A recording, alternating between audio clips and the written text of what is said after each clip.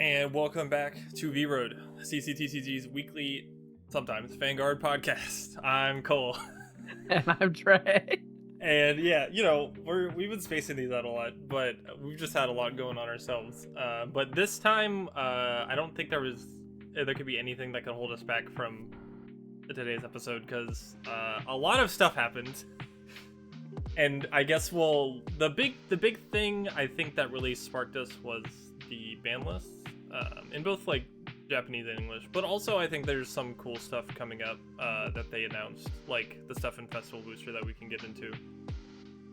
Yeah, it's been an interesting one. There's some things we thought should happen and things that didn't happen. It just Bushy kind of surprised us with this one. We figured things would kind of stick close to what JP did, and they decided that wasn't going to be the case. So made some interesting things. Yep, so I guess let's get into it.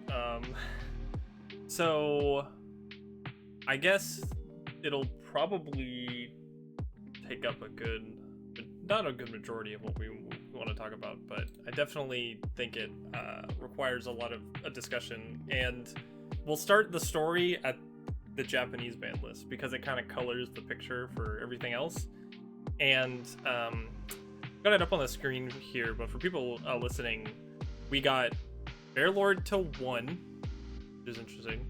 We got the dog choice restricted with Rezile, the original one, which is fine. Charmnet to 2, which is interesting because Vanguard rarely does restrictions to 2. And Sturgna and Isoso went also to 2, which was interesting. But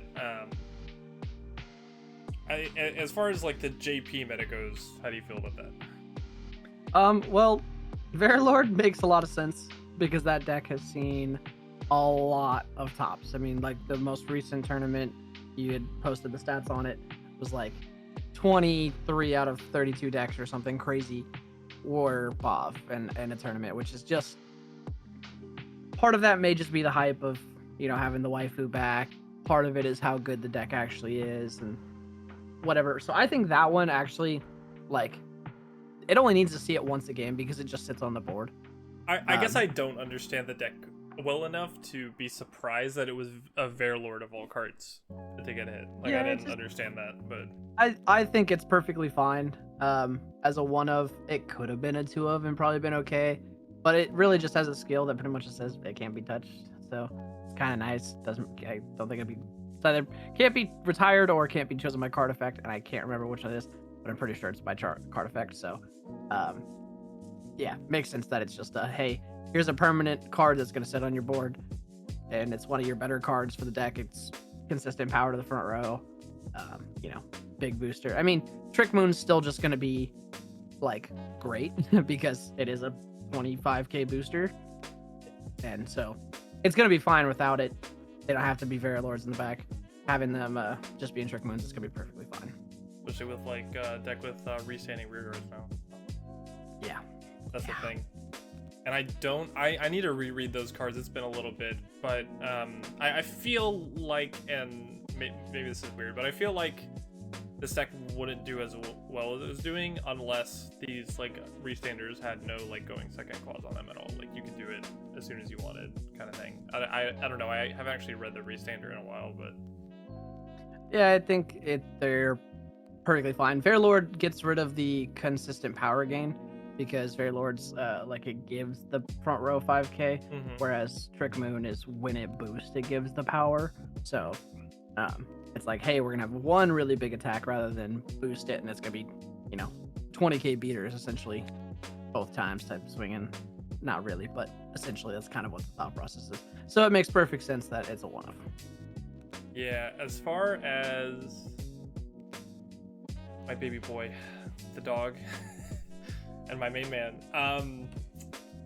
I think while okay, so this is the deck that I like to play the most competitively, and I think it's hard. I don't know how to say any of this in like a lot of confidence, but it feels like without the dog, I don't think this deck would be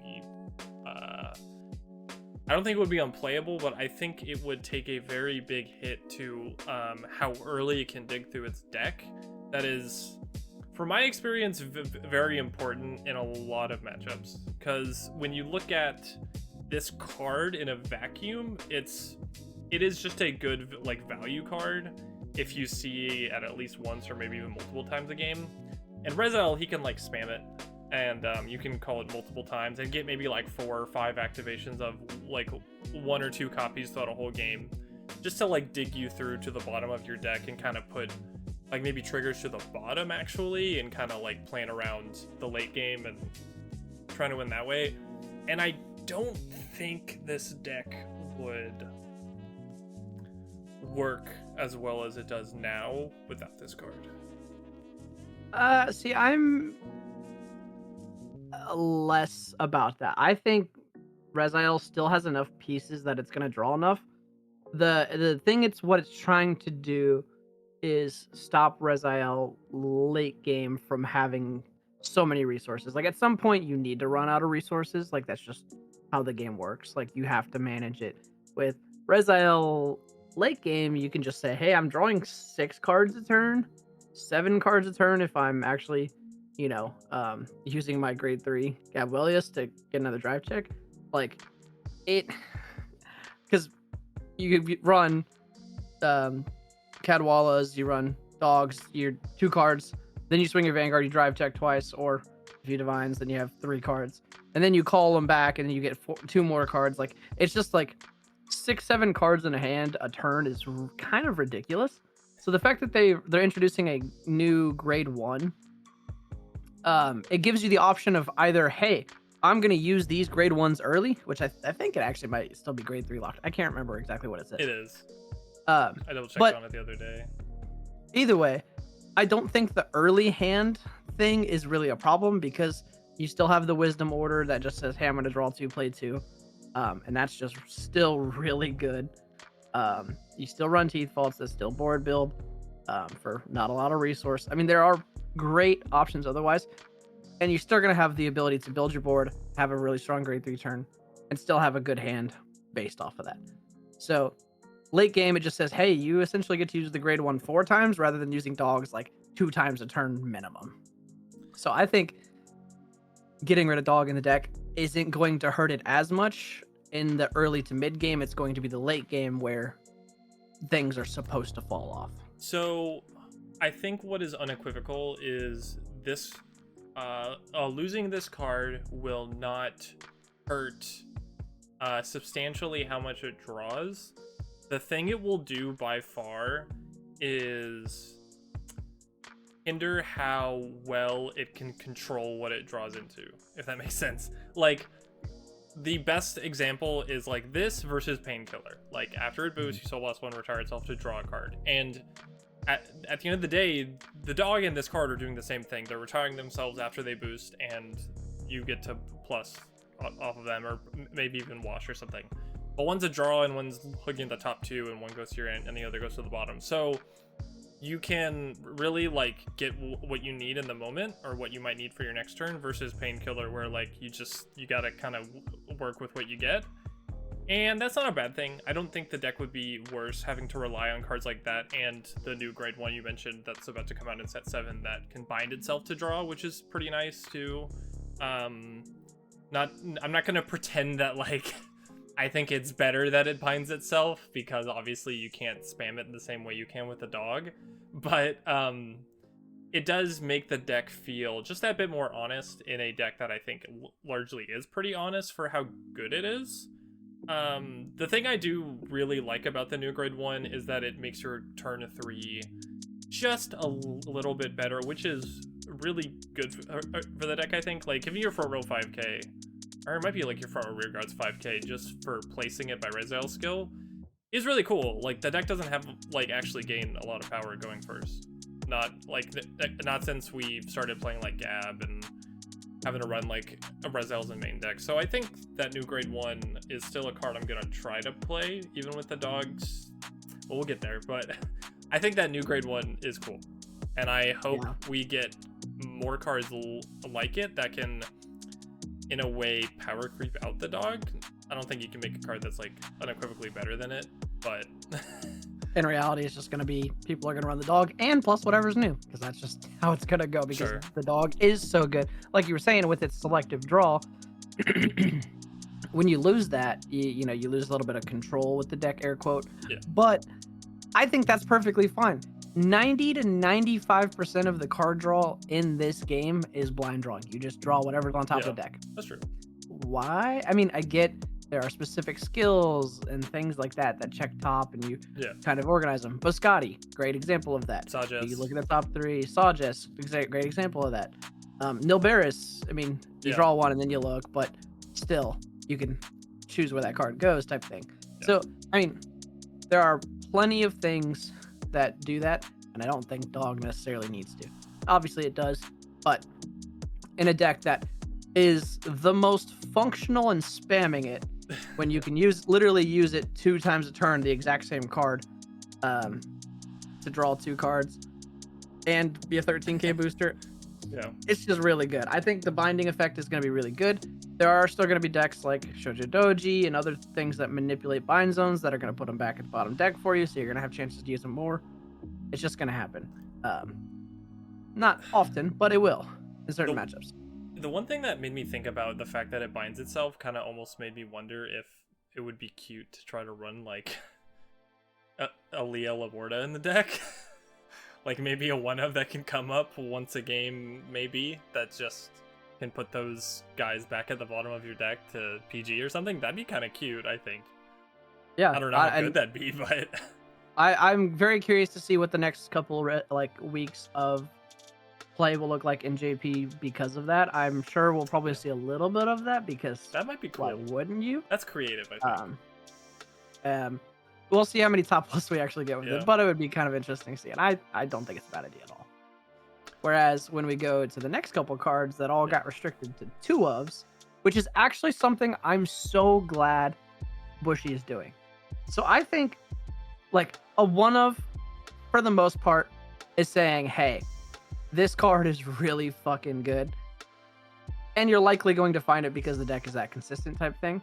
But in some of these decks that are like where you actually have to work to kind of filter it, like Shoujo Doji, to get pieces out anymore is kind of tough because you don't search the deck a whole lot to get the card out. Strega, kind of same thing. He was so good early on as a 4-of in Gandiva. Makes absolute sense. But now he's not even really ran in Gandiva Mask. So it's one of those, I think we're in the point of the game where I think limiting a card to a 2-of hurts its reliability, but makes it so it doesn't feel like a non-factor anymore. Because like that 1-of, like it's one thing to run a 1-of a Regalis piece, like those make sense. But as like a card that's like, hey, I retire a card and bind 1 or 2 cards, like feels kind of like, well, that's not game breaking enough to limit to a 1, I think, especially where the game's at currently, but as a 2-of is perfect. Yeah, I remember originally Strigna was limited to 1 because I really didn't like the idea that you could loop multiple copies into itself and kind of turbo up your bind zone early. Yeah. I think it's weird to say, but I think decks like those where they can gain a lot of power even going first, they are not, their problems of how aggressive they can be going first are not solved by the amount of defensive Regalis pieces and like the Pride Cyclers they've made. Like, I don't think they're necessarily solved by those cards, but they do definitely mitigate it to a point where a hyper aggressive deck isn't just gonna like auto blow you out, and I think that's good. So while I still don't like this card and the idea of, you know, my opponent going through 2 of them and on like their first turn and they get the crit early or something, I think it's fine. I think we're in a different stage of the game where if Gandiva didn't have this, it wouldn't be able to keep up, I think. But without Mask at least, but it has Mask, so I don't know. Yeah, it's a weird one, and I think that's their way of trying to say, hey, yes, we introduced Mask, but you don't have to run it. You can still run Original, and here's a little bit of help with it. Like, I think that kind of gives it the malleability to like be able to change up the style of deck. You're not having to play the current, here's the updated most popular version of it right now, but if you want to run the original version you can, and that helps it just that little bit more. Yeah, I guess before we move on to like other stuff that was shown off last week, we'll hit up the English ban list, which is, I have a lot more to say on this. So I guess we'll start with the fact that there were no changes to standard. Before we get into the other thing that maybe Trey doesn't know as much about, which is fine. But so we talked about all those things, and I wish we got all of them in English, obviously. I think it would be much better if we had matching ban lists, especially with Worlds coming up. But even despite that, I don't think, whether or not I feel like the deck is better with or without the dog, I think Rezael would be a more interesting deck without it. I think not having a card like him opens the deck up to more utility focused grade 1s. Like, I feel like it would be fun to try to play the new grade 1 that comes out in set 7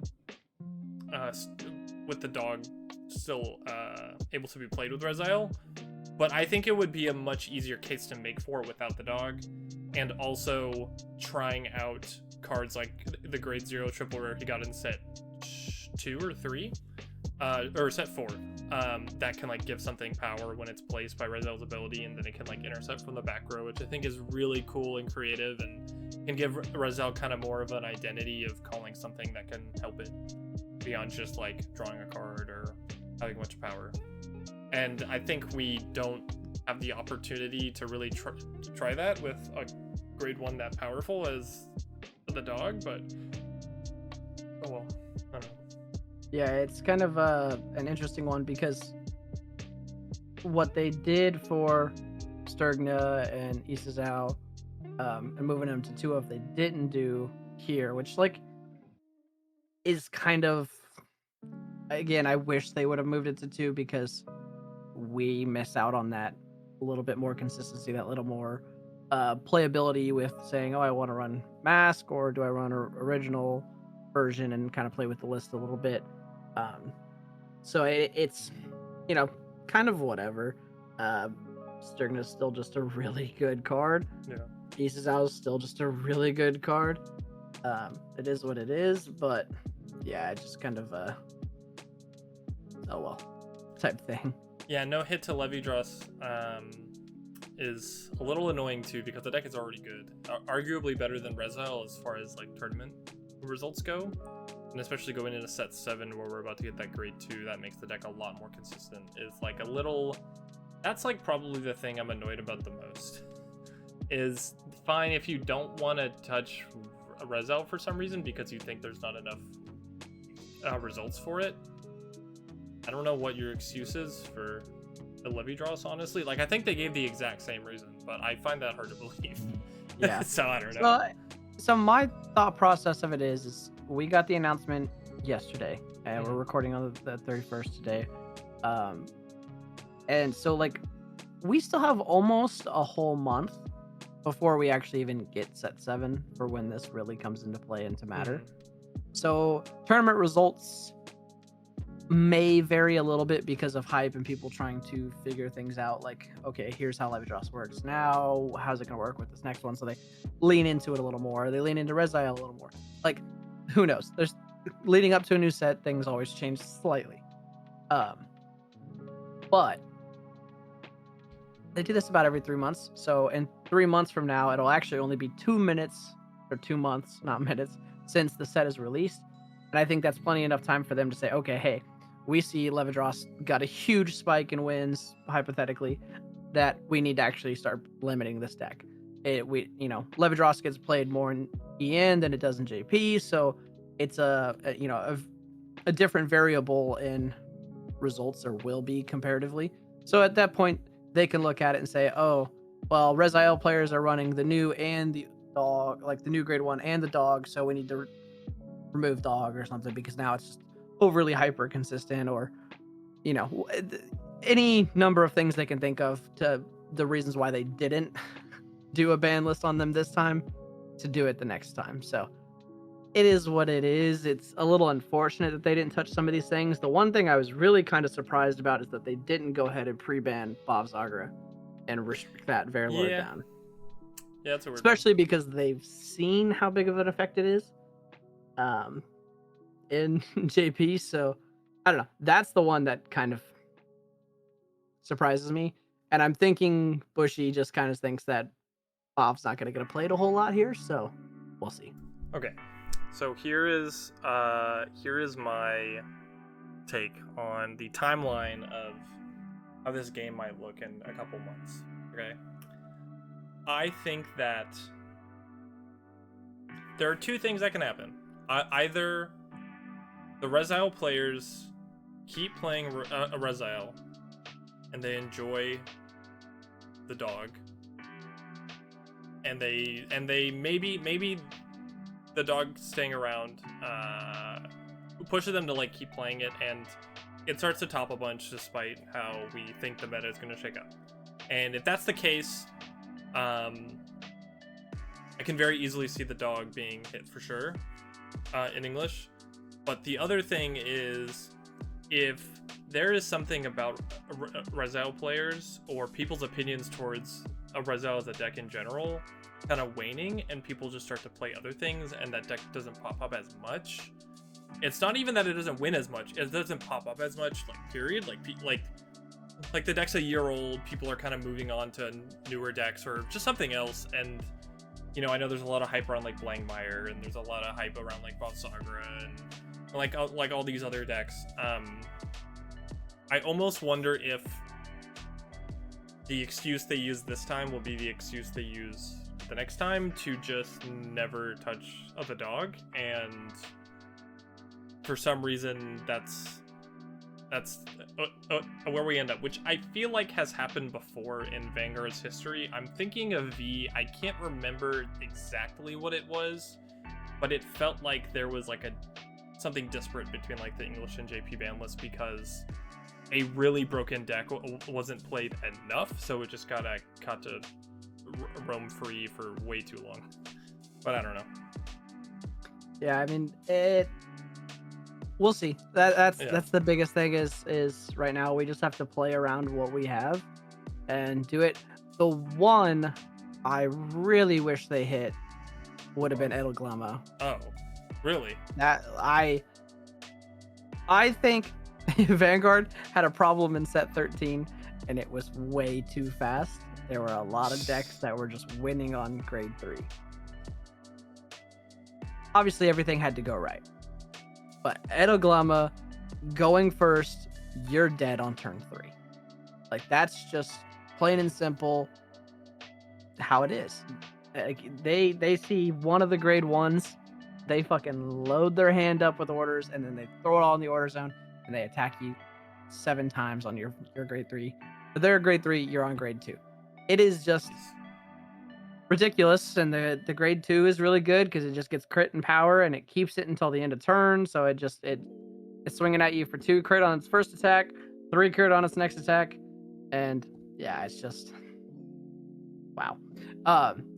One of the decks that shouldn't be as good as it is, but it's grade 1 because of its verbiage on the card, is ridiculous. They don't even necessarily have to ban list the deck; they just need to errata the grade 1. That's the big thing. That's where I thought they should have done something about it. Obviously in JP it's got like 2 or 3 tops, and team tournaments just because it's getting thrown in there for some diversity, a little bit cut. But it's still just, hey, I'm gonna try to rush to get a quick easy win out. I mean, you kind of win the dice roll with that deck because of its grade 1. You fix the grade 1, you fix the deck, I think. And it will still be good because of what it is, but it'll need to have its consistency cut down just a little bit. We're definitely in a new frontier when it comes to this game. Like it almost feels like with how different the game is gonna feel now that we're in like another new like era of Vanguard, because we have a set coming out that has reprinting all effect triggers and over triggers and PGs, and we're getting like a bunch of new decks in this set, and it's like a Divine set 1 all over again. Like it feels like it's like if Divines is the G era of Overdress, I guess, then this is like the GZ of Divines, I guess. Like it's a weird way to put it, but that's how it feels. And especially when I think about how like Bov Sagra coming out is this, and like Elid Glemma being like as not oppressive but as aggressive as it is are these decks going to like push people to run the Pride Cyclers, not almost out of a necessity, but for the decks that just simply can't handle something like that early? Because I think a deck like Rezal is going to be fine because it draws enough early that I think it can live through turns like those. I'm also thinking of like maybe Varga, maybe like decks that also can like draw a bit, maybe not enough to like raw plus, but they keep a decent hand by the virtue of like how they're played. And like decks like those, I feel like those don't need the Pride Cyclers as much as like other decks would. But I wonder if those cards will just start being ran out of a necessity, and we're seeing like other decks warp around like Bov Sagra and Elid Glemma and stuff just because they needed to live through their early turns. And I think that'll be kind of interesting. I just think there's like a lot of different ways that this format can go, and even though we didn't get a hit, I still am like excited to see how it develops. Yeah, and it's again, we'll see 3 months from now what they're thinking, how they perceive these decks being ran, and obviously the BSF circuit is starting up again for the team tournaments this time around. So, once that gets going, that'll change some things. Obviously, if there is a diversity cut for these rules, I haven't necessarily looked at that yet.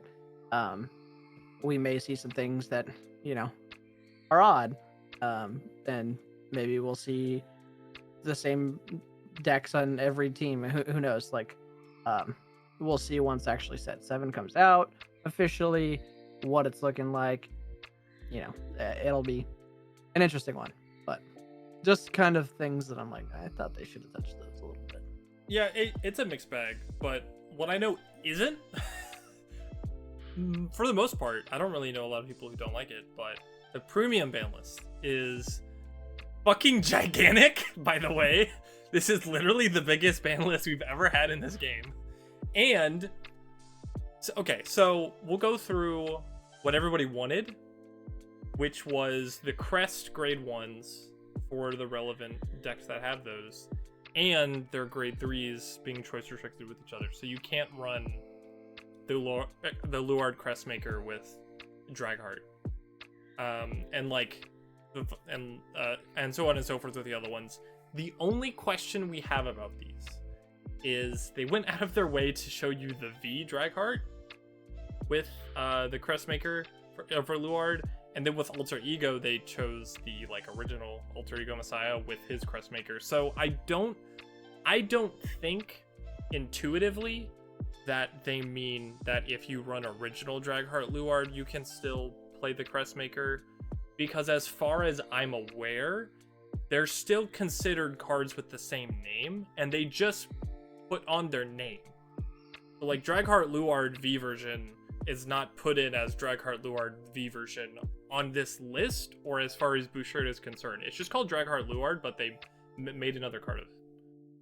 So if that's how, if we're to interpret it that way, then crests are like really giga dead in premium, Yeah. which is good, because I think it'd be kind of weird to have this kind of weird workaround where you're playing like a worse Luard just to...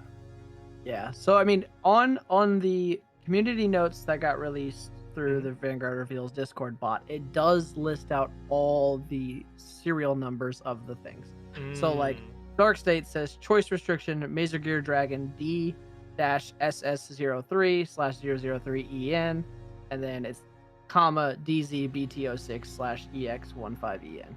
So it has all the iterations of the card, and then same thing when it comes to like Chronojet Dragon. It has all of them listed out through all the iterations. Oh, So, interesting. so yes, all of those, but most of them look to be like the D era and G era trial decks. I don't see any of the V stuff listed. That is Which is interesting. Interesting one. So, it'll be interesting. Obviously, it won't affect us too much in the sense that we don't play a whole lot of premium ourselves. We do have some decks and we play for funsies time to time. But Okay, that is interesting. I'm seeing that too. Yeah, they don't mention a single V. They don't mention a single V serial code, which is interesting. I don't know how I feel about that. I don't think it will change much. The reason this matters and that they're even restricting it with the ones they picked at least is it was the combination of a crest and early striding. Because in History Collection, those same G bosses got the ability to early stride, and I'm pretty sure that's what they want to curb than just like crest in general, I guess. I hope it's just the crest in general, because I would hope so too. I mean, my thing is in standard, when Credjet came out, it was obviously broken. It was ridiculous. The power scaling was too good because the deck just went late game forever. Is what it is. As we go, things change because, forcing your opponent to go first is rough on the Strider because they don't get to do what they want to do. They kind of have a blank of a grade 3 turn type thing. It's one thing, but in standard with the early cheaters, with the consistency of striding kind of no matter what, and like Hari can turn up, I think it's like 7 or 8 G cards in one turn, and your power scaling just goes infinite. Yeah. It's ridiculous and not okay. Just the idea of like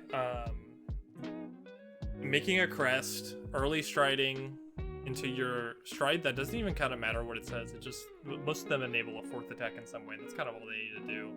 But having the crest 5k power to your front row live on your turn 3, your opponent's turn 2 is whack. Like, that does so much to just like push your opponent a lot, even with like the grade 3 heals we have that can kind of mitigate stuff like that. So I'm glad they addressed it. It felt super sacky, and like the only decks that you could really be playing are those decks that have those crests or something that just like hard countered them, because they've been in the game for at least a little bit. They don't do a ton as far as like showing tops. Night Rose is like the only one I can think of that has been going crazy consistently, but yeah, I don't know. It's still good that they're out of the game. It was kind of like a toxic play environment to be in, where as well, I found my silly grade 1. I'm the best with the Vanguard player in the game, and you just kind of go off with that. Full mull your hand every time. Just yeah. And that's what people did for sure. Figure it out. But the other thing they did is they did what we wanted them to do, but then they also kind of they did a lot of small things that I think people didn't think that they were gonna do, but it's glad that they did them all in this one ban list. So it was stuff like hitting Grand Blue beyond just the crests in a way that reels it in even slightly. This deck has been good for like this deck has been good since before standard started. Like it's not annoying. I know why it's as good as it is and why it's been as good for as long as it has been, but it has so much utility in how it uses its drop zone to like retire your opponent's rear guards during their turn, or drawing a bunch of cards from certain cards you call from your drop zone during their turn. And it's all because of this G guard that's on the screen right now, Negro Lily. Like, her and Beatrice getting you whatever you want out of your drop zone during your opponent's turn is cool, and it makes the deck super interesting, but good lord, does it make it too versatile. And I'm glad they reined that in, because this deck has like had it way too good for way too long. Yeah, it's a necessity to get rid of those things. Running G flippers just goes crazy good. Those cards specifically, I don't know them all too well myself. Yeah, I didn't expect I've you to seen know them be too played. much.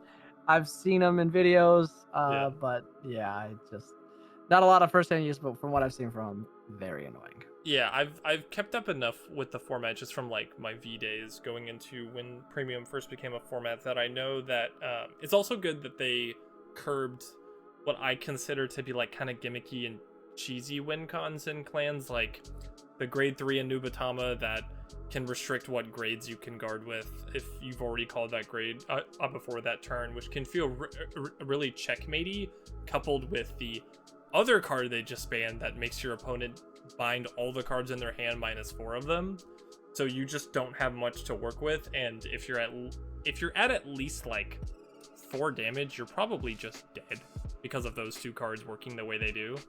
And the like turn-wide guard restrict that a certain Dark Irregulars grade 3 could give your turn that has like 4 Vanguard swings and 6 rearguard swings. Like, Barrow OTK is silly, and I think it would still be perfectly fine without that silly guard restrict. Both of them that got hit. I don't know. It's just a good list. I think Premium is going to be in a really, really good spot because people have to start playtesting again, and that's not something they've had to do in a long while. It was kind of obvious what the best decks were and how they were the best, so that's cool. We haven't had that in a while, and I'm happy for the people that play Premium a lot because I want to see what they do with it. Yeah, it's very interesting what Bushy is doing with the EN Premium status, because in JP it just doesn't exist. They don't care for it. They just want to play what's current. They want to play what's meta. They want to play the new, which I get. That's fun, and that's what I tend to do for the most part. I have a singular Premium deck because I bought it as a precon. I thought when they introduced those 3 precons a while back, it was like actually a really great idea because it introduced people into it. It also brought down some of the prices on some of the cards that were, hey, everyone, you had to have this card, but you have to spend $80 for it, or 80 plus, whatever it was. The Messiah card is absolute necessity, and a bunch of the things. So it added a great starting point for a lot of people. And now that they've gone and said, okay, hey, we got people into the game, now they're finding the problems. Let's take it down. Let's slow the game down. Let's fix some of the big problems. And the fact that they're actually committing this much into just a kind of EN only facility is actually like a really good thing from Bushy. Like, I'm very impressed with them that they just didn't abandon it like they could have, and kind of felt like it was leaning that way. Like, okay, they got rid of V Premium. It's almost like, okay, then Premium's next. Like, they're done supporting it, and then boom, here's this new wave of stuff. Oh, also here's this huge ban list. Here's this whole tournament format for it. All these promos and prizes for it. Like, they're actually like trying to healthily fund it, which is kind of a cool thing because there are so many fun old cards. There are obviously a lot of bad ones too.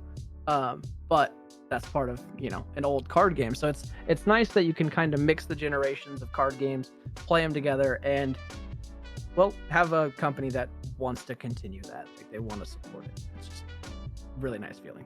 There are a lot of people I know, as far as like content creators go, that would not play this game if Premium was not around. I think a legacy format like this that has the skill expression it has is super important for the game, and I hope it sticks around for as long as it can, and eventually we get another Premium focus set to kind of hammer home like how I think this ban list means to me, in that earlier there was a kind of a worry that they were getting rid of Premium wholesale because they made a announcement that depending on which BCS you went to, they would decide to either play a Lyrical Cup or Premium for their day 2, which was definitely thought up by a lot of people as the end of Premium. Like, if you're giving TOs the choice to do this or that, like,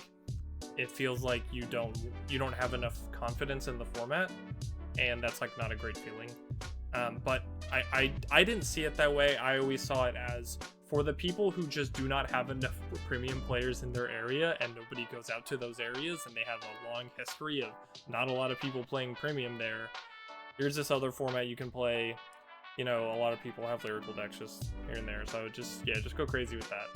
But I think that this ban list like proves like that sentiment, I think, in that it wasn't about moving away from premium. I think it was just giving people the option, and this is like, hey, do some cool new stuff with this format because we just kind of solved a lot of the things you guys are complaining about, which is cool. It lets me know that Bushiroad actually pays attention, like a lot of attention. They wouldn't have banned what they did on this list if they were not paying attention. If they were not paying a lot of attention. So I really appreciate that. Yep, and it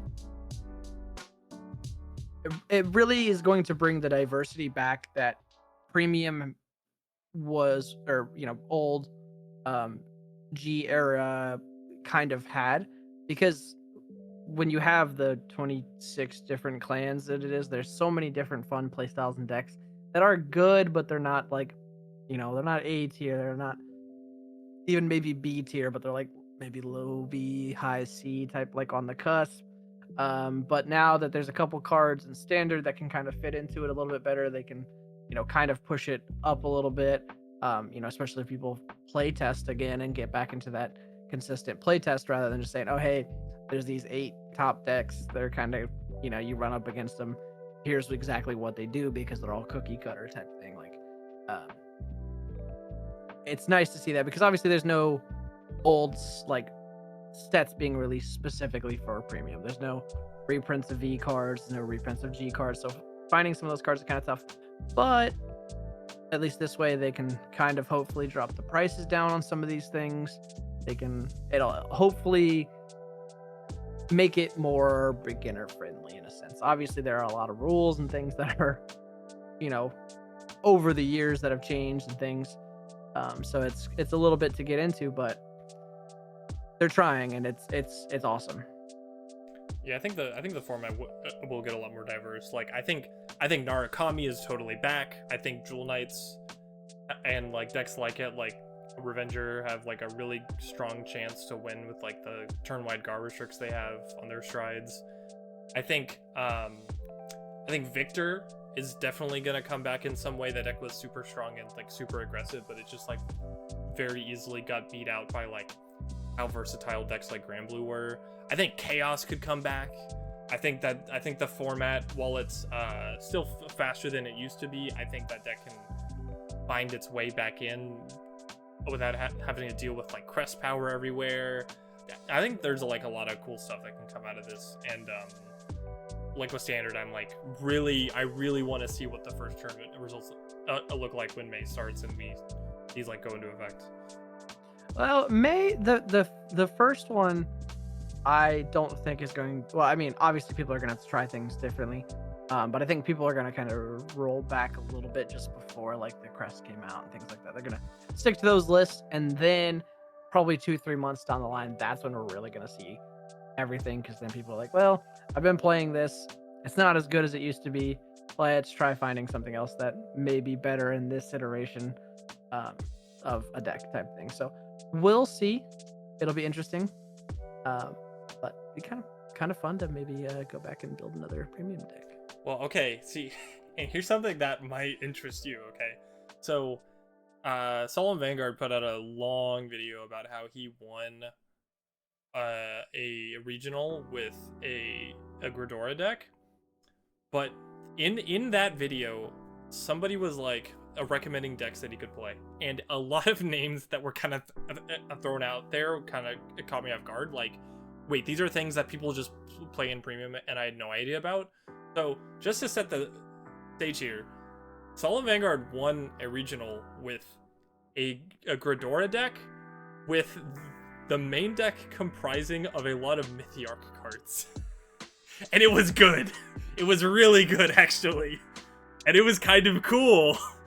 And there's apparently a Alden, like standard Alden, Jewel Knights list running around, which is also kind of crazy. Like standard Destin One of Protection Olden is being run with like all the Jewel Knight stuff from V, and like that sounds really cool too. Like there's apparently a lot of really cool creative stuff kind of being thrown around. And like this goes back to even like the fact that Barrow Magnus OTK is a thing. Like the fact that you're going from a V card, be it No Life King, into a stride that can stride itself from like on your Vanguard circle from the like in the battle phase with like Barrow that puts all the stuff in soul and Colsey things out, and only got better with the new Barrow that came out. Okay, like that card sucks, but it's insane in premium, which is crazy to think about. Like I think the format could be super cool if more people kind of discovered like a wacky shit like that. So let's see if maybe that happens. Hopefully the playtesting comes sooner rather than later. Yeah. Yeah. Which, I mean, it's gonna have to with some of these changes. So. Yeah, true. Massive changes. I think that's kind of the main thing we wanted to talk about, but I do think it's fun to look at what they announce beyond those, just like super quickly. And by that I mean, like a kind of a first impression of like the Ace units in Festival Booster. Which are kind of cool.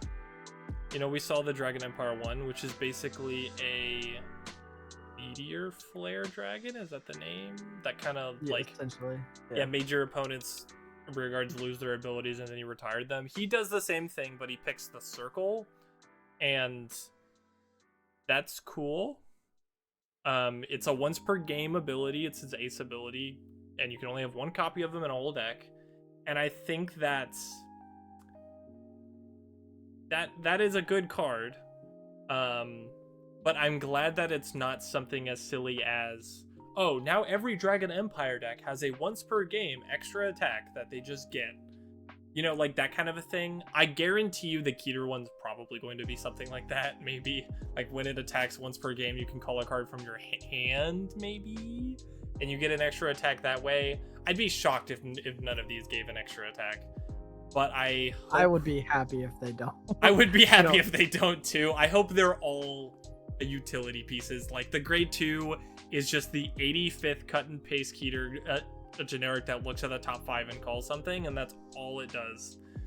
Like I hope so much that that's all they do, because I don't want these cards to be busted. They would just kind of do what I think you like the least about generics, which is just dilute the identity of decks of their nation and make them all kind of run the same cards, and it just kind of is boring, you know. I will say of them, I'm glad that they are grade 3s. Oh, are they grade 3s? I believe so. Oh, I didn't even Unless notice. Crazy. I thought they were grade 2s. Maybe they are. I thought they were grade 3s. But if it is a grade 3, now we're gonna have to look for it. Yeah, I don't know where it is. But if it is a grade 3, it's somewhere here.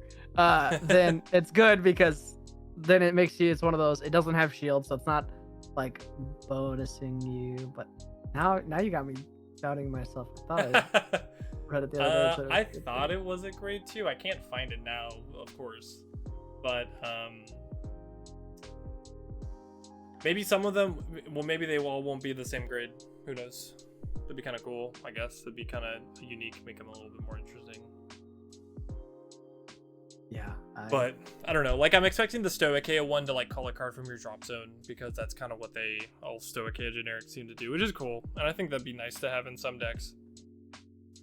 Maybe it's like a cheaper cost than normal, because a lot of Stoicheia decks just kind of have something like that built into them already. But I don't know. We'll see. I'm just glad they're one-ofs. Even if they're super expensive. Absolutely. What's up? Said absolutely they needed to be one-ofs. Yeah, like I'm so happy that they're hard stuck one-ofs.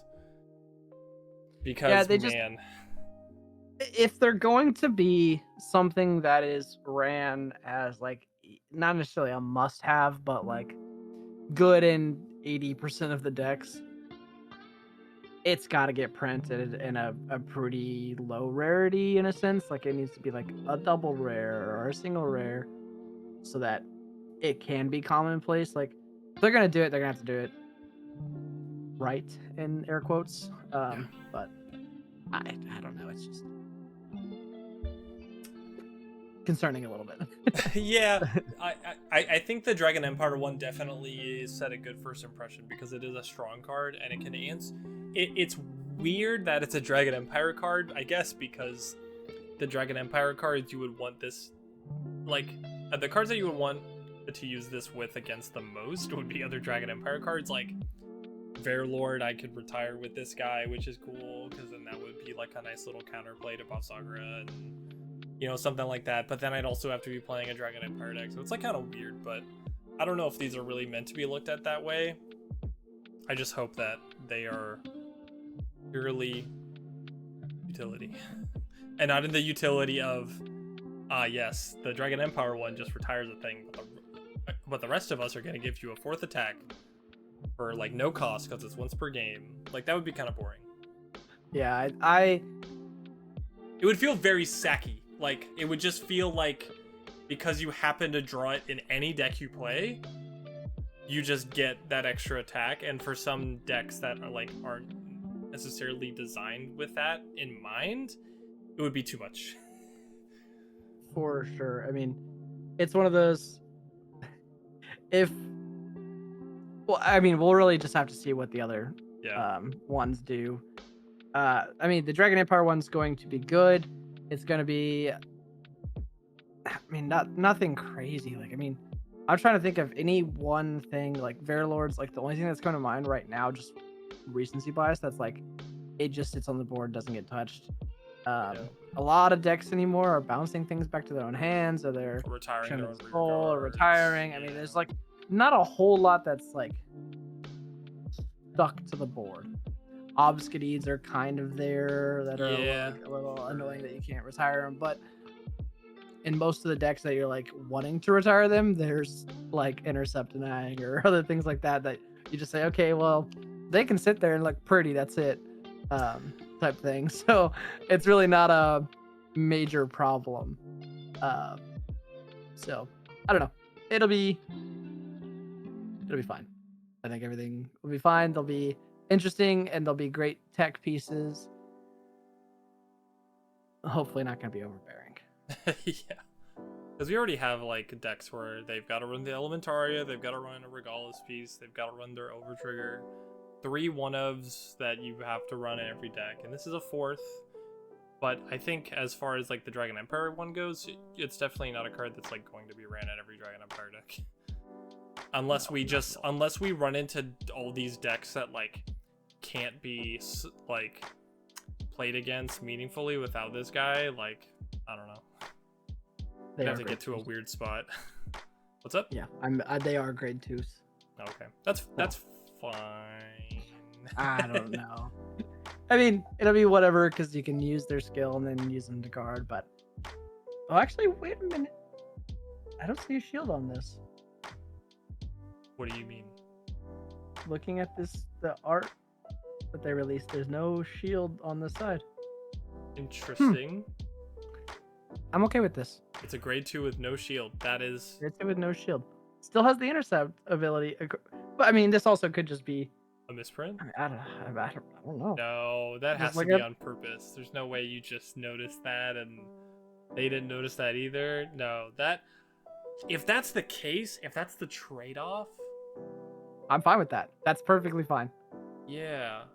I mean, I think it'll be fine because when it's like cards that are like, oh, you have to have X amount of cards in your guard circle or something, like anything that adds to that, you could still intercept with it and still be in that. So it's literally a grade 3 but worse. 10k grade 3, yeah. It's a 10k grade 3. Like, that is good. I hope they're all like that, because the thing about decks like Rezael is they are being balanced innately by the fact that they have to run more grade 1 or grade 3. So if they're that top heavy and they draw into cards they can't guard with, they're going to lose more games the more often they can draw into cards they can't guard with. So if this is being another one of those things, I like it. I actually do like it a lot. That changes my opinion quite a bit. I guess we'll see how hard they fuck it up. I don't know. Yeah, we'll see when the other ones come released. But looking at the image that I just found of it on Reddit, it didn't have shield. and that was the official Interesting. banner. So, maybe that was just to show the art a little better for Maybe. release. I'm hoping that's not the case. I'm hoping it just no shield. That's Don't creative, do it. yeah. Okay. Don't do it. No shield. I mean, they get a lot of power when they're attacking and whatever when they use their ace skill, so it is what it is. But they don't need shield. Just to quickly go over the rest of this stuff because this is getting kind of long. Alfred's back, which is cool. The GOAT, original dude, also drawn by his original artist. I have a friend of mine who was super big on Royal Paladin back in the day. Back when I first started playing, he always had Royal Paladins back in V, and I bet he's hyped about this, along with the thing right under it, which is Daikaiser, and a lot of people like him. I'm very happy for Different Fight. The fact that Daikaiser was announced for Standard on his birthday, which is kind of cool. Very happy for him. And if you haven't seen it, go watch the little Trailer animation video trailer thing that they did for it. It's really cool. The collab was really nice. Very cool. So good. And we're getting more Skyride cards, which is cool. Glad for him, I guess. Hopefully he becomes a good deck. I just picked up a couple of the promo for him, so I actually am enjoying it. Obviously just playtesting myself, but I think it's pretty decent, and I think it's gonna get ran soon. I hope we get the new cards he got in the trial deck that like just came out in Japan, and I hope we get that other trial deck that came out too, because apparently it's like out the box it's like a tier 1 deck, which is kind of crazy. But oh yeah, where can I even find it? I don't think I can find it. The biggest announcement, at least to me, okay, I don't have the biggest attachment to Buddy Fight, but I do have a couple decks, and I have played it here and there, and I think this collab is cool. I'm interested to see what they do, how they make a whole set just of like Buddy Fight cards. I think out of all games they've collabed with, at the very least, Buddy Fight shares like a very distinct art style with Vanguard. I think they're very reminiscent of each other in a lot of ways. They have a lot of similar artists. So I really hope something cool comes out of that set, because I would actually definitely play. I would build a collab deck like for the first time, unironically, if they make a really cool like Star Dragon World deck or something. I don't know. I build the decks anyways, so I'm gonna do it. I don't really have any old fascination or old like I never really played Buddy Fight. I've seen it, I've seen boxes of it, I've seen trial decks, but never done anything myself with it. So it'll be fun to get introduced to it through this. You can also try it. I've got a couple decks, maybe. And see what it's all about at least. So maybe you could understand like where the gimmicks come from. Yeah. I wonder how they're gonna interpret the how different the resource system is. But I don't know. This is an hour long. I don't know. There was a lot to talk about. It was good to kind of get back into it and have a lot to talk about that I felt pretty strongly about. It's always I definitely didn't feel this way during other ban lists. They didn't have as much. It was just like a thing that happened, and you're like, yeah, this is kind of what I expected. Then I moved on, but now there's like a lot of new cool stuff look forward to outside of just like a product coming out. So. Yeah, and hopefully, depending on how the set 7 release goes and tournaments look after that, we'll have another video to discuss the next ban list. And be like, so we were wrong, just like all that stuff. Yeah, like, oh, we'll come back and eat our words probably, but that's okay. So that's the joy of it. We get to see how wrong or right we were. I think I could be dead on some things, but wrong on a lot of things. But yeah. What do we know? We're not Bushiroad, so who cares? What we do know is that if you watch till the end of the video, that's really cool.